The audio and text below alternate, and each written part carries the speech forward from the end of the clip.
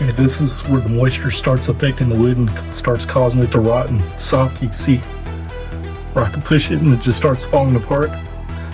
That's from the crawlspace issues of moisture rising up to the wood. This is more microbial growth.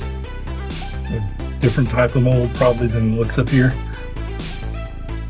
This is stuff that you ain't supposed to be able to breathe in because it'll hurt you. But you have to get up here and spray all this and let it sit and eat on this stuff and clean it. And then we come back with plastic and put plastic on the ground. If this causes, with it being unwrapped like that, you can see moisture or sweating, and that causes moisture in the house too. Because usually your air duct people want to keep those wrapped and sealed so it don't sweat and cause moisture, but someone's been took the insulation off that, and you can see someone's been sitting on top of it too, probably a raccoon or possum or some kind of animal up under here. It's causing this to sweat, and that also causes probably some of this moisture. Like you see, you can go a little bit further and see this line of mold. You got that mold growing and how the bean looks wet, but you got that unwrapped where the moisture rises up.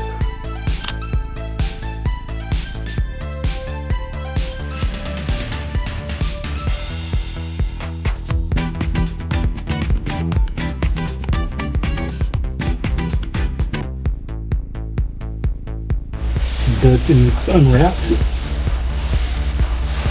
See how this is all unwrapped and don't have insulation wrapped around it. So that's what's causing a lot of this up underneath the floor, because it's having moisture sweat and get up underneath the floor.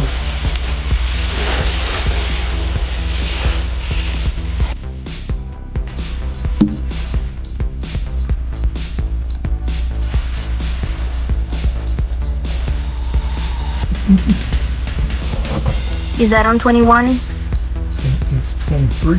23. 26? That's 21. Oh, 21. I said the ground was reading 26.